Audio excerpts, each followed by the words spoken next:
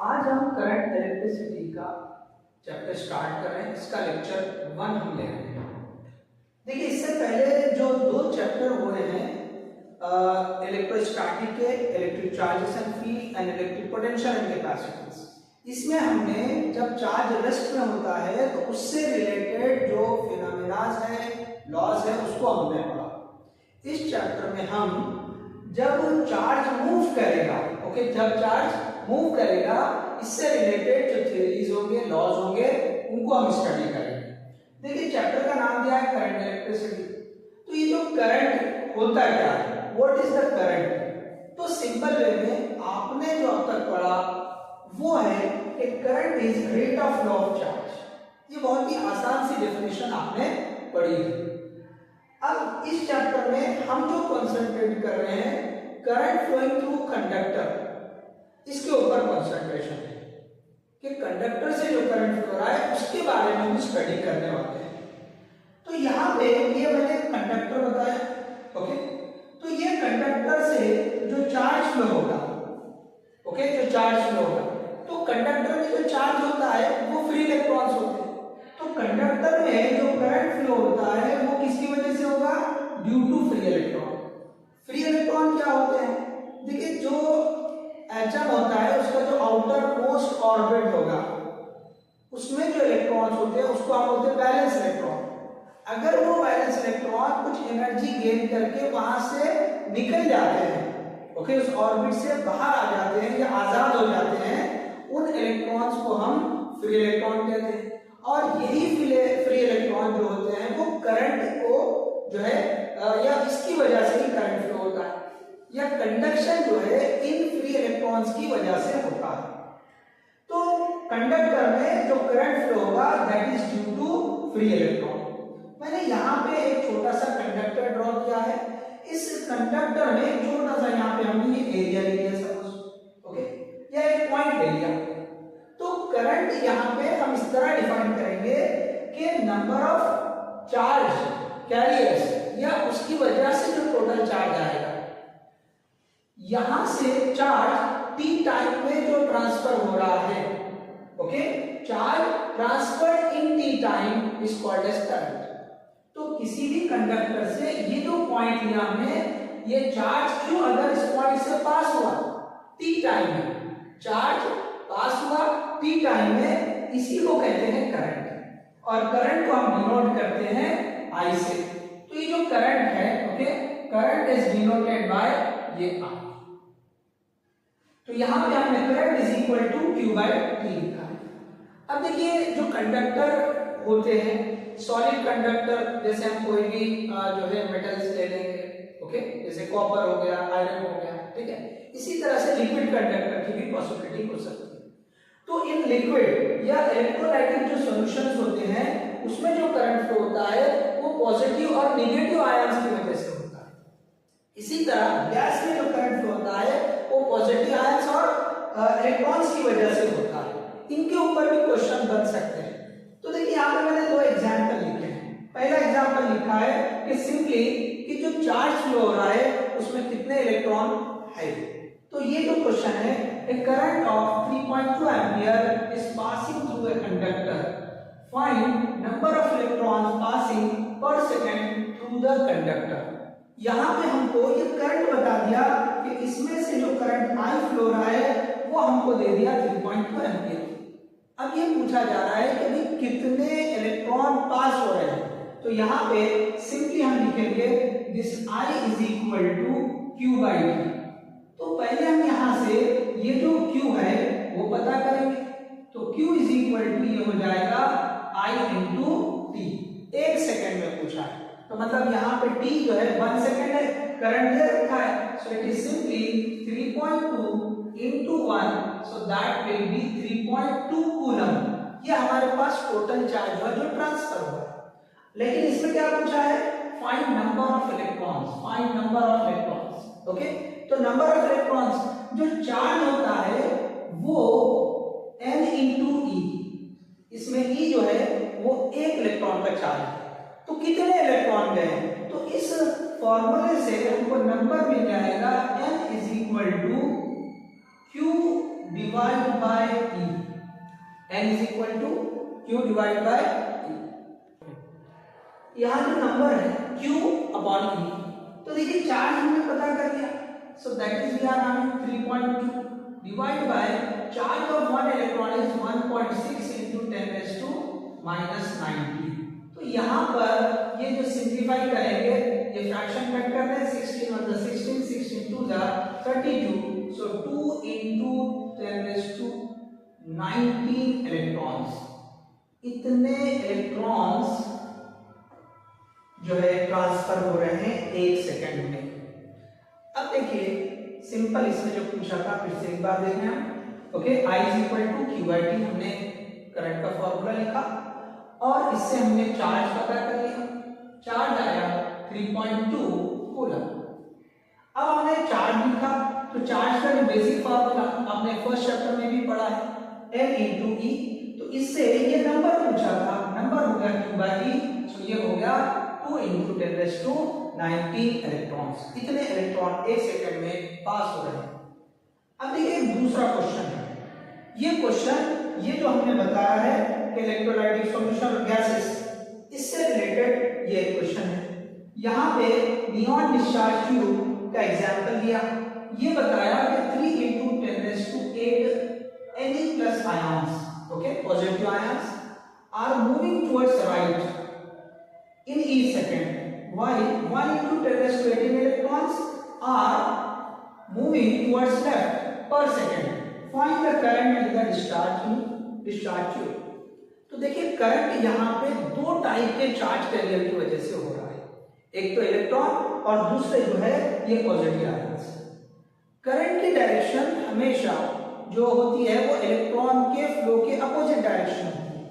अगर यहाँ पे हमने ये जो Ne+ आयंस बोल रहे हैं, Ne+ आयंस ये राइट में जा रहे हैं और जो इलेक्ट्रॉन्स हैं वो लेफ्ट में जा रहे हैं, इलेक्ट्रॉन्स लेफ्ट में जा रहे हैं, मतलब इसकी वजह से जो करंट रहेगा ये जो रहेगा IE या I Ne+, और ये जो इलेक्ट्रॉन इधर जा रहे हैं इसकी वजह से भी करंट जो है राइट में ही जाएगा, तो ये हो जाएगा IE-, तो दोनों एक ही डायरेक्शन में, इसका मतलब टोटल जो करंट आएगा I is equal to INE plus IE minus. अब यहाँ पे नंबर ऑफ आयंस दे रखे हैं तो उससे हम चार्ज पता कर लेंगे और चार्ज से हमको करंट आ जाएगा। तो यहाँ पे each सेकंड बोला है, तो इसका मतलब ये t की वैल्यू बन रहेगी, तो INE plus is equal to Q upon T। तो यहाँ पे जो Q होगा, तो देखिए ये जो काउंट दिया है 3 into 10 raised to 8, एक इलेक्ट्रॉन कम होने से एक पॉजिटिव चार्ज बढ़ा, तो यहाँ पे कितने दिया उसने, एक पॉजिटिव आयन आएगा एक इलेक्ट्रॉन कम होने से, तो ये 3 into 10 raised to 18, तो हम यहाँ लिखेंगे ये 3 into 10 raised to 18 into 1.6 into 10 raised to, या यहाँ पे हम थोड़ा सा और एलाबोरेट कर लेंगे इसको, ये जो चार्ज है ड्यू टू Ne+ आयन, सो ये हो जाएगा okay 3 into 10 raised to 18 into charge of one electron, जैसे जो लेते हैं हम 1.6 into 10 raised to -90 divide by ये 1 होगा, ठीक है, दिया हुआ है 1 each सेकंड, तो ये हो जाएगा लगभग 4.8, ओके 3 into 1.6 into ये 10 की पावर -1, 10 raised to 18 और 10 raised to -90, that will give 10 raised to -1 ampere. तो ये जो करंट आया है that is due to flow of positive ions. अब इलेक्ट्रॉन की वजह से कैलकुलेट करेंगे, तो ये हो जाएगा IE- इज इक्वल टू, फिर से लिखेंगे Q/T। अब कितने इलेक्ट्रॉन्स हैं, तो 1 into 10 raised to 18 बताया है, 1 into 10 raised to 18 into charge of electron 1.6 into 10 raised to -19 divide by 1, so this will give, okay, this will give, okay, 1 into 1.6, so 1.6 into 10 raised to -1 ampere। Okay, 10⁻⁻1 ampere. देखिए यहां पर हम इसको यहां workout कर लेंगे, कितने में फाइनल रिजल्ट के लिए वर्कआउट यहां कर लेंगे। सो ये जो है टोटल जो करंट होगा, तो हमने लिखा I is equal to I NE plus I minus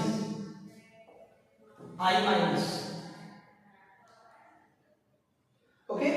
so देखिए यहां पर ये जो 4.8 into 10⁻⁻1 plus 1.6 into 10⁻⁻1. So that will give, okay, 4.8 plus 1.6, so 6.4 into 10⁻⁻1 ampere. तो ये टोटल करंट आ गया, ओके, 6.4 into 10⁻⁻1 एम्पियर। ओके, चलिए आप इसको जो है ये पॉज करके और आप जो है कॉपी कर लें। चलिए, सो आपने कॉपी कर लिया, हम आगे बढ़ते हैं।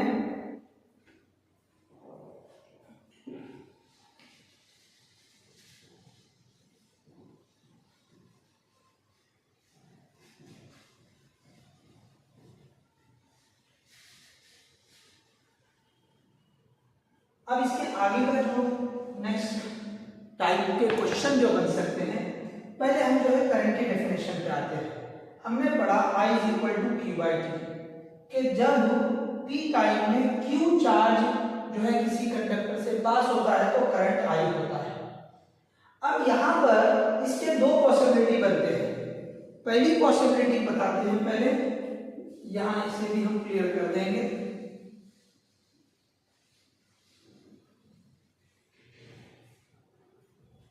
हमने पढ़ा है कि this I is equal to Q/T, ये हमने ऐसे कंडक्टर ले लिया था, इस कंडक्टर से, ओके, ये कंडक्टर से Q चार्ज जो है ट्रांसफर हो रहा है, ओके।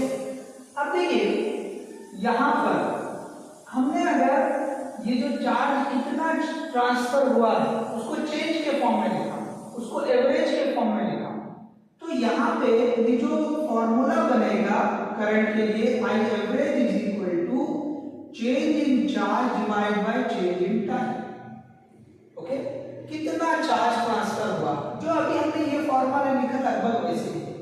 ये समझते कि पहले Q1 चार्ज ट्रांसफर हुआ था, अब उसके बाद Q2 हुआ, तो उसमें कितना चेंज हुआ, ओके। इस t ड्यूरेशन में या डेल्टा t ड्यूरेशन में कितना चार्ज ट्रांसफर हुआ है। तो अगर हम ड्यूरेशन की बात करें, ओके, जैसे हमने बोला कि 3 सेकंड में कितना चार्ज ट्रांसफर हुआ, 5 सेकंड में कितना है, ओके, तो यहाँ पे 3 सेकंड्स या 5 सेकंड ये ड्यूरेशन दे रहे हैं। सो इस ड्यूरेशन के लिए अगर पता करेंगे हम करंट, तो वो होता है एवरेज करंट, वो होता है एवरेज करंट। तो ये जो है ड्यूरेशन के लिए आता है, इट इज फॉर ड्यूरेशन, ये आप याद रखें। किसके लिए आएगा ये, ड्यूरेशन के लिए आएगा। तो यहां पे ये एवरेज हो गया। अब दूसरा आता है इंस्टेंटेनियस करंट, आप इसे जो है एवरेज करंट बोलेंगे। This is we are having average current, चलो इसको शॉर्ट में लिख दिया हमने एवरेज करंट। तो एवरेज करंट ड्यूरेशन के लिए, इंस्टेंटेनियस करंट भाई एट दैट इंस्टेंट कितना करंट पास हो रहा है फॉर पर्टिकुलर दैट इंस्टेंट।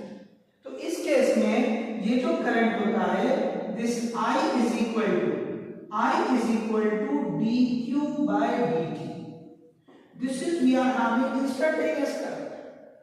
ये जो है, अच्छा इसको हम कैपिटल लिख देते, कोई प्रॉब्लम नहीं, जैसे यहाँ लिखा है, लेकिन यहाँ पे हम डिफरेंशिएशन के फॉर्म में लिखते हैं। तो ये जो dt है, it is very very small duration, एक इंस्टेंट की तरह है। तो अगर हम एक इंस्टेंट के ऊपर कितना चार्ज ट्रांसफर हो रहा है, तो इसे जो कहते हैं हम इंस्टेंटेनियस करंट, ठीक है। तो ये करंट हो गया इंस्टेंटेनियस करंट। अब ये जो इंस्टेंटेनियस करंट है, इससे एक और फॉर्मूला बनता है।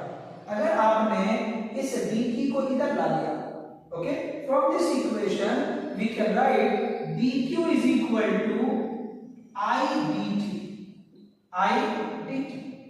तो अगर हमने इसको, ये जो इक्वेशन है, दोनों साइड इंटीग्रेट किया, दोनों साइड इंटीग्रेट किया तो ये जो है इंटीग्रेटिंग बोथ साइड ऐसे हमने कर लिया तो आपको ये मिलेगा q इज इक्वल टू, या चलो मैं ऊपर लिखता हूं, q is equal to integral i dt। ये हो जाएगा q is equal to integral i dt। तो आपके पास ये दो फॉर्मूले हो गए हैं जो इंस्टेंटेनियस से रिलेटेड हो गए। तो यहां पे हमने I इंस्टेंटेनियस लिखा dq by dt, इसी से करंट का चार्ज का फार्मूला बन जाता है इंटीग्रेशन I dt। तो यहां हमने ये तीन फॉर्मूले देख चुके हैं। तो इसके ऊपर क्वेश्चन बनता है, देखिए किस तरह क्वेश्चन बनता है। अगर करंट को या वोल्टेज चार्ज को टाइम डिपेंडेंट दे दें, फॉर एग्जांपल एक एग्जांपल लेके समझते हैं। यहां पे एग्जांपल ले रहे हैं, suppose q is equal to t square plus 2t plus 1, ऐसे कुछ दे दिया सपोज, ओके, ऐसे कुछ दे दिया और ये आपसे बोला कि बताओ एवरेज करंट क्या होगा फॉर 3 सेकंड।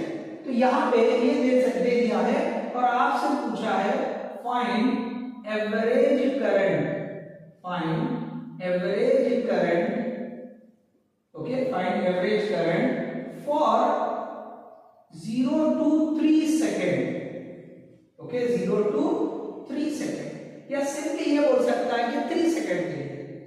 एक पॉइंट ये पूछ सकता है, दूसरा ये पूछेगा find the current at t is equal to 3 second. ये दो क्वेश्चन इन दो फॉर्मूले में बन गए।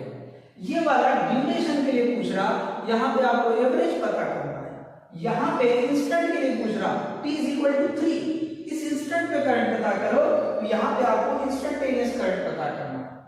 तो यहां पे देखिए पहला बिट हम सॉल्व करते हैं, हम लिखते हैं I एवरेज। तो ये जो I एवरेज हो जाएगा कि चार्ज में कितना चेंज आया, जब टाइम की वैल्यू 3 थी और टाइम की वैल्यू 0 थी, कितना चेंज हुआ। तो हम यहां लिखेंगे q at 3 minus q at 0, okay. ये हमने डेल्टा q को लिखा, डेल्टा q को लिखा हमने q at 3 minus q at 0 divide by, okay, जो टाइम ड्यूरेशन है दैट इज 3 माइनस 0। आप चाहे तो ऐसे लिख दें कि ये हो गया 3 माइनस 0। तो यहां ये जो है आप पहले q ऑफ 3 पता कर लो। So q of 3 is equal to, okay, q of 3 क्या होगा, मतलब इस q में t का वैल्यू आपको 3 रखना है, t का वैल्यू आपको 3 रखना है, रखते आप यहां पे। So q of 3 is equal to 3 square plus 2 into ये जो है 3 प्लस 1, तो ये आ गया अपने पास 3 स्क्वायर 9, ये प्लस 6 प्लस 1, तो ये आ गया 16 कूलम। q ऑफ 3 आ गया 16 कूलम, ठीक है। अब हम क्या करेंगे, q ऑफ 0 पता करेंगे। So right that t is equal to 0 value इसमें रखते हैं, तो q ऑफ 0 हो जाएगा ये 0 का square plus 2 into 0 plus 1, so you will find this will simply 1 coulomb. आपको क्या मिलेगा, सिंपली 1 कूलम। अब आप क्या करें, ये वैल्यूज को यहां रख लें, तो ये जो I एवरेज हो जाएगा, हम यहां पे जो इसको सॉल्व करेंगे, ओके। तो ये जो I एवरेज हो जाएगा, I average is equal to 16 minus 1 divide by 3। देखो q ऑफ 3 16 है और q ऑफ 0 1 है, 16 माइनस 1 और टाइम ड्यूरेशन ये 3 second. So you will get 15 by 3, मतलब ये आपका आंसर आया 5 एम्पियर। तो एवरेज करंट आ गया है 5 एम्पियर। अब देखिए दूसरा जो बिट पूछा है, find the current at t is equal to 3 second. तो यहां पे आपको ये जो इंस्टेंटेनियस करंट है I is equal to dq by dt, तो आपको सिंपली डिफरेंशिएट करना है, आपको सिंपली क्या करना है, डिफरेंशिएट करना है। क्या दे रखा है q, तो t square plus 2t plus 1, तो आप यहां लिख दे t square plus 2t plus 1, तो ये जो है I हो जाएगा इंस्टेंटेनियस, t स्क्वायर का डेरिवेटिव 2t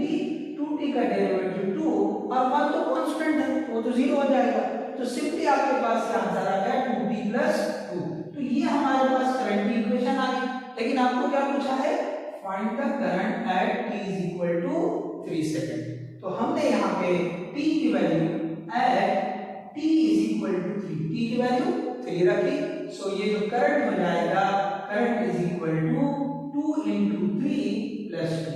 तो ये आपको मिलेगा, ओके, 2 into 3 6 plus 2, ये हो जाएगा 8 एम्पियर। आंसर क्या आ जाएगा? 8 एम्पियर।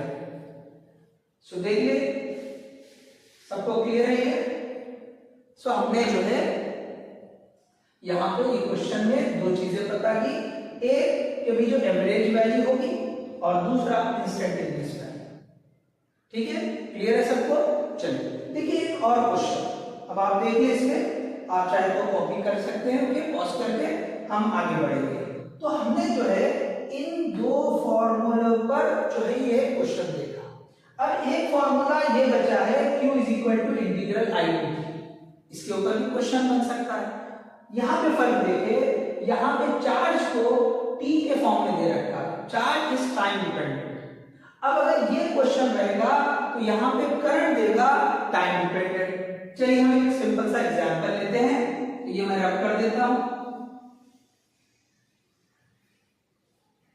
तो यहाँ पे सिंपल एक example, current I is equal to, let question जो है ये एग्जांपल 2 ले ले, इसमें current I is equal to ले ले t स्क्वायर प्लस 1। ये आपके पास जो है question I is equal to t square plus 1।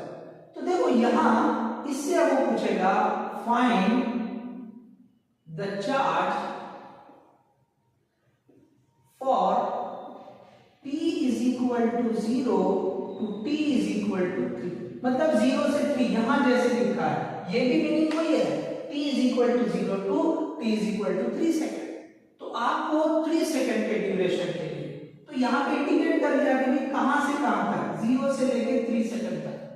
अब यहां पे आप ये फार्मूला यूज कर ले, तो q is equal to integral, ये करंट की इक्वेशन हो जाएगी t स्क्वायर प्लस 1 ये dt, और टाइम का रेंज दे रखा है 0 से लेके 3, तो वही इंटीग्रेशन की रेंज होगी, क्योंकि हम with respect to time integrate कर रहे हैं।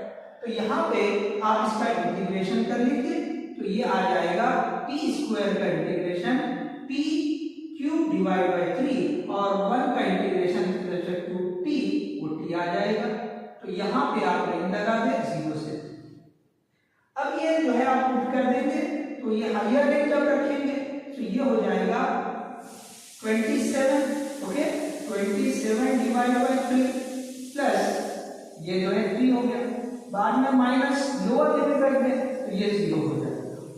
तो सिंपली आपके पास ये 9 प्लस 3, तो ये हो जाएगा 9 plus 3, that will be 12 coulomb, that will be 12 coulomb. तो इस तरह से हमने ये जो इंस्टेंटेनियस वैल्यू दे रखा था करंट की, सॉरी करंट टाइम डिपेंडेंट जो करंट की वैल्यू दे रखा था, उसके थ्रू हमने चार्ज को पता किया for duration t is equal to 3 second. तो ये जो हमने एवरेज करंट, इंस्टेंटेनियस करंट, इनके जो रिलेशन देखे, उस बेसिस पे ये दो टाइप के क्वेश्चन बन सकते हैं। अभी इस टॉपिक के ऊपर ये जो करंट हम बेसिकली पढ़ रहे हैं, इस पे एक और टाइप का क्वेश्चन बन सकता है, वो होता है ग्राफिकल क्वेश्चन। ठीक है, चलिए आप नोट डाउन कर लें, ओके, पॉज करके कॉपी कर लें, हम आगे बढ़ेंगे।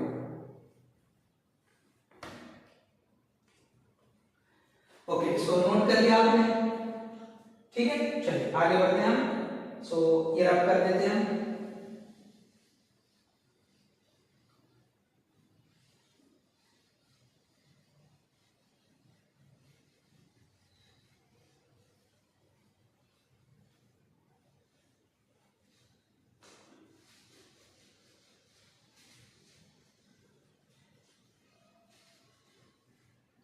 सो जो ग्राफिकल क्वेश्चन होते हैं, अब देखिए यहाँ पे 3 पैरामीटर्स या 3 quantities, physical quantities, charge, current और टाइम।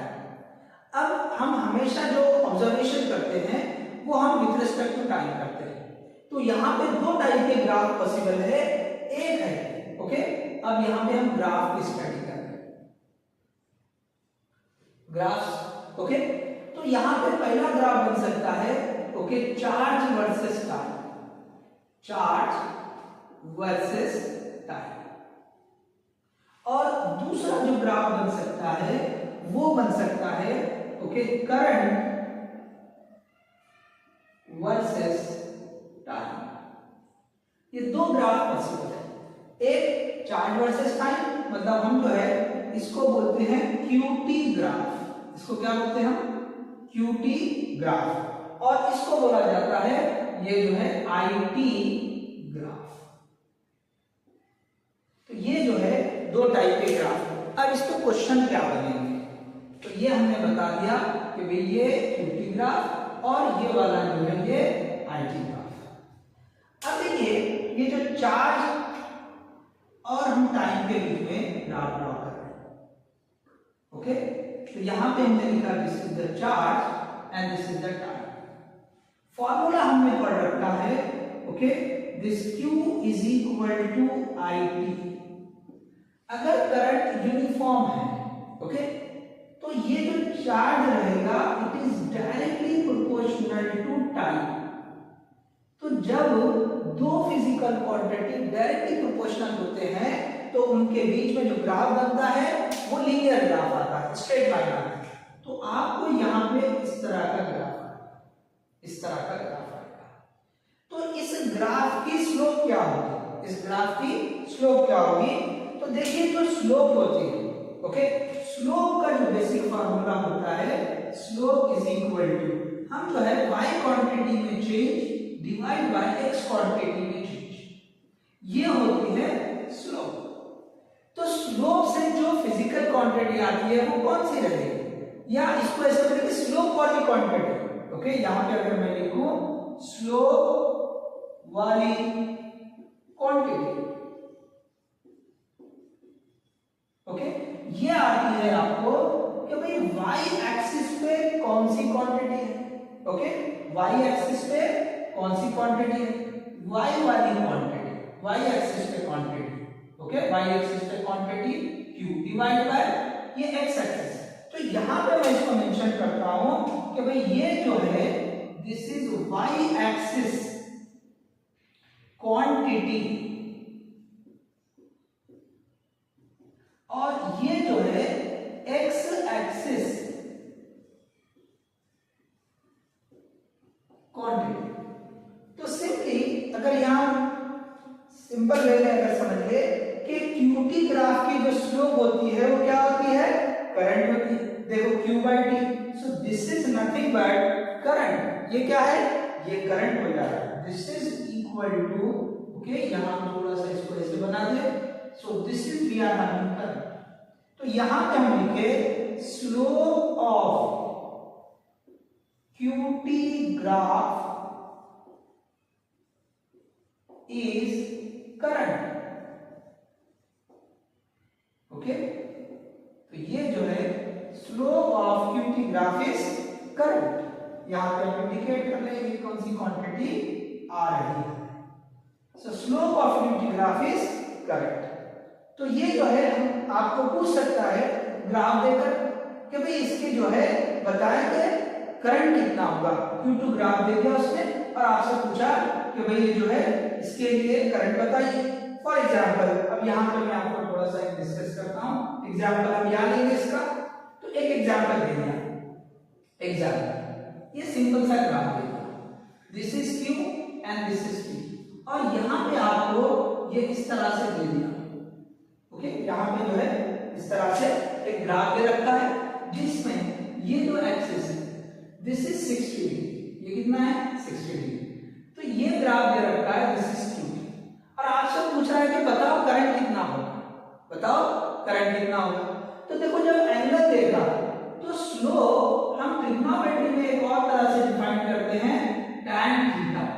तो सबसे पहले ये इस ग्राफ की स्लोप जो होती है वो करंट होती है। तो हमें समझ में आ गया कि भाई इस ग्राफ की स्लोप जो है वो करंट है और उसको फाइंड कैसे करेंगे? तो स्लोप का एक और फार्मूला बनता है ट्रिग्नोमेट्री में, दैट इज tan थीटा। तो हम जो है यहाँ एंगल दिया तो हम ये tan थीटा यूज करके पता कर सकते हैं कि क्यूटी ग्राफ की स्लोप ये करंट है और tan थीटा मतलब ये tan 60 degree, so this will be आपको इस तरह से क्वेश्चन दे सकता है। तो ये पहला क्वेश्चन हुआ कि ग्राफ की जो है स्लोप फाइंड करने के लिए पूछेगा। तो क्यूटी ग्राफ की स्लोप करंट होता है और वो जो है हम tan थीटा से, अगर एंगल देगा तो हम tan थीटा से पता करेंगे। अब इसी तरह देखिए दूसरा जो ग्राफ है, अब जो है ग्राफ से रिलेटेड हमेशा दो क्वेश्चन बन सकते हैं। एक पूछा जा सकता है कि ग्राफ की स्लोप क्या होगी, तो स्लोप वाली क्वांटिटी आपको समझ में आना चाहिए। इसी तरह से ग्राफ का जो दूसरा क्वेश्चन बनता है वो ग्राफ के जो एरिया होता है, एरिया अंडर द ग्राफ, इसको पूछेगा। तो आपको एरिया अंडर द ग्राफ कौन सी क्वांटिटी बनती है, उस ग्राफ के एरिया वाली क्वांटिटी क्या होगी, ये भी हमको पता होना। तो अगर यहाँ पर हमने एक ग्राफ ड्रॉ कर लिया, देखो ये इस तरह से आसान सा ग्राफ मैं ले रहा हूं एग्जांपल के लिए, दिस इज आईटी ग्राफ, ये जो है आईटी ग्राफ है। अब ये आईटी ग्राफ में सपोज उसने ये इस तरह से दे दिया, एक ग्राफ इस तरह से मेंशन कर दिया, ये ऐसे दे दिया, ये इस तरह से जो है यहाँ दे रखा है, this is we are having T and this is we are having this current आई।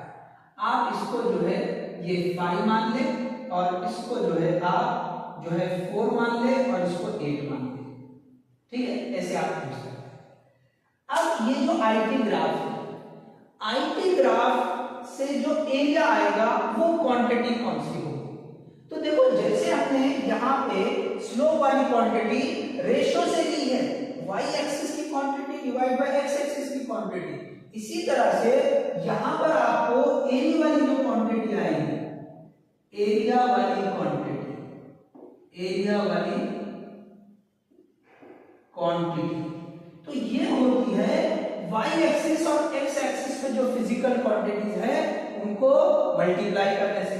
तो यहाँ पे ये I into T, so that will give you charge. इसका मतलब ये जो क्वांटिटी है, this is y axis quantity और ये वाली होगी है x axis quantity, x axis quantity, ठीक है। अब देखिए सेम ये एग्जांपल हम सॉल्व कर लेंगे। यहाँ पे ये जो एग्जांपल हमने दे रखा है, ये एग्जांपल को हम यहां सॉल्व करेंगे। तो क्या है यहाँ पे कि भाई इस ग्राफ की जो एरिया आएगा उससे जो क्वांटिटी होती है वो क्या होती है, चार्ज होती है। तो मैं यहां लिखता हूं area of IT graph is charge, okay, ये जो है चार्ज होती है, ठीक है। अब अगर क्वेश्चन ये दिया जाए, ये आप एग्जांपल लेंगे, इस तरह का ग्राफ है, तो यहाँ पे आपसे पूछा आईटी ग्राफ दे दिया और आपसे पूछा कि फाइंड चार्ज, इससे आपसे क्या पूछा, फाइंड चार्ज।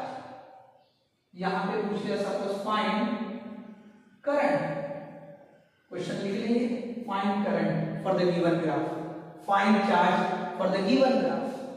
तो इस ग्राफ का चार्ज किस तरह से हम पता करेंगे, तो पहले आपको ये पता होगा कि ये जो आईटी ग्राफ है इसकी एरिया वाली क्वांटिटी ही चार्ज होती है।